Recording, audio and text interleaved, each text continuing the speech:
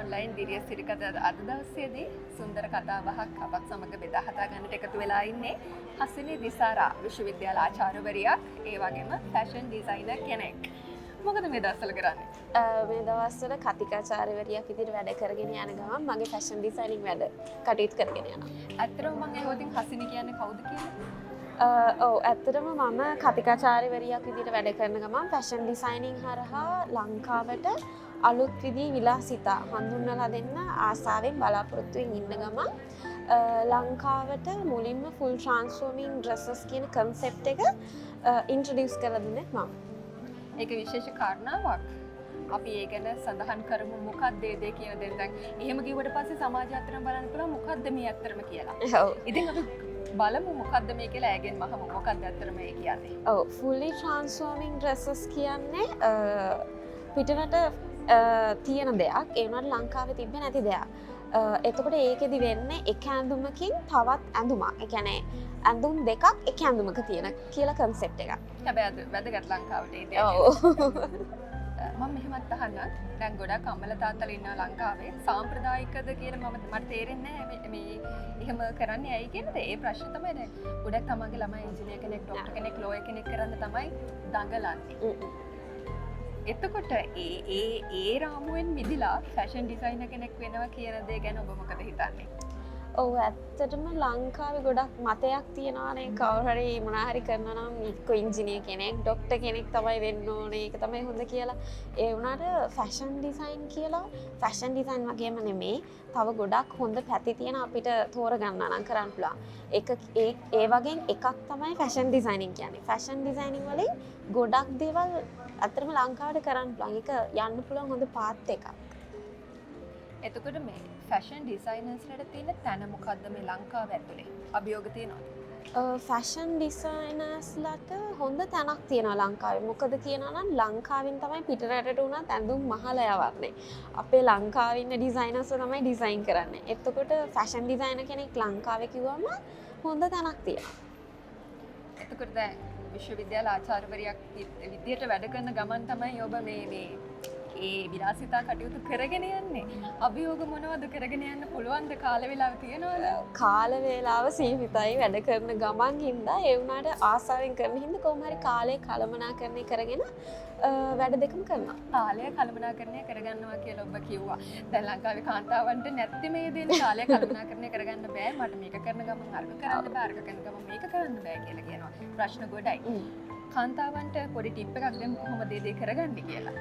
ඇත්තටම තියෙන වැඩ දැන් ඔබ දන්නවනේ ඔබට තියෙන වැඩ ඒ වැඩත් එක්ක අනුව කාල සටහනක් හදාගත්තොත් මම මේ වෙලාවට මේ වැඩේ කරනවා කියලා ගොඩක් දුරට ලේසි. ෆැෂන් ඩිසයිනර් කෙනෙක් විදිහට වැඩ කරනකොට ආපු අභියෝග මොනවද?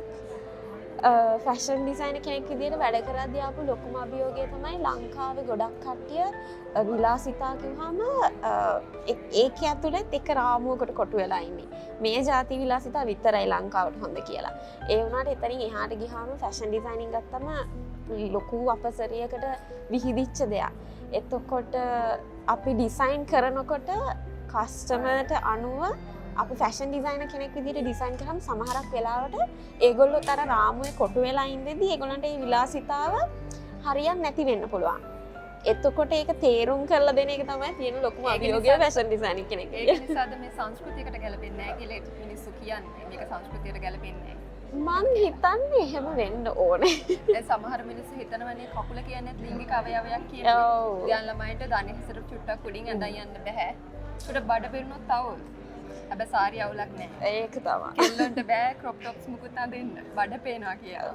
දැන් එතකොට සාරිය කියලා කියන්නේ එහෙම ඇඳුමක් නෙවෙයිද? දැන් මේ වගේ ප්‍රශ්න ගොඩක් ලංකාවේ තියෙනවා. දැන් මේ ගොඩක්ම මේ ගෑන් ළමයින්ගෙන් එන චෝදනාවක් තමයි දැන් ඉන්න මේ පිරිමි පාර්ශවයේ ගත්තොත් ඒ පාරේ යන්න බැහැනේ මගේ කකුල් දෙක දිහා බලනවනේ කියලා. දැන් තමන්ට ෆැෂන් එකක් කරන්න හරිය අමාරුයි මේ ලංකාව ඇතුලේ. සංස්කෘතිය නිසාද ඒ. ඔව් ගොඩක් වෙලාවට ගෑනු ළමයි ආසයි ට්‍රෙන්ඩ් එකට යන විදිහට ඇඳුම් අඳින්න. ඒ වුණාට බයයි. තියෙන සංස්කෘතියත් එක්ක. ඔව් ඒ වුණාට රෙද්දයි හැට්ටේ ගත්තත් ඒක ලංකාවේ ඉස්සර ඉඳලම පැවතගෙන එන විලාසිතාවක්. එතකොට අපි දැනගන්න ඕනේ සමාජය ඉස්සරහට යනකොට ඒකත් එක්ක අපිත් ඉස්සරහට යනවා. නැත්නම් ඒක තන පල් වෙනවා. ඔව්. ඒ වගේ වෙන්න පුළුවන්. හැබැයි ඒ දේ ලංකාව ඇතුලේ විය යුතු නැහැ. විය යුතු නැහැ. ඒත් රාමුවෙන් එළියට ගියොත් අපිට මීට වඩා දෙයක් කරන්න පුළුවන්. දැන් සුද්ද ලංකාවට එනවනේ. ඒගොල්ලෝ කැමති අඳුමක් කැමති විදියට අඳිනවා. හැබැයි ඒගොල්ලෝ දිහා එහෙම බලන්නේ නැහැ. හැබැයි ලංකාවේ කාන්තාවක් එහෙම ඇඳගෙන ගියොතින් තමයි ඒ අභියෝගයටත් මුහුණ දෙන්න වෙනවා පාරේ යන්න වෙනවා. Tamanට ෆැෂන් කරන්නත් වෙනවා. ඔව්. ඒ හේතුවත් එක්ක ලංකාවේ මේ ෆැෂන් ඩිසයිනර්ස්ලට අභියෝගයක් නැද්ද? අභියෝගයක් තියෙනවා. මම නම් කියන්නේ ෆැෂන් ඩිසයිනර් කෙනෙක් විදියට ලංකාවේ සංස්කෘතියක් තියෙනවා. අපි ඒකට ගෞරව කරන්න ඕනේ. ඒ වුණාට මම කියන්නේ තමන් දන්නා තමන්ට ගැළපෙන්නේ මොන වගේ ඇඳුම්ද මොන වගේ විලාසිතාවද තමන්ට ගැළපෙන්නේ නැත්තේ මොන වගේ විලාසිතාවද කියලා. ඒකට අනුකූලව අපි විලාසිතාවත් එක්ක ගියොත් ඒක කිසිම ප්‍රශ්නයක් මට පේන්නේ නැහැ ෆැෂන් ඩිසයින් කෙනෙක් විදියට. එතකොට ප්‍රශ්න අඩුයි. ඔව්. ඇත්තට.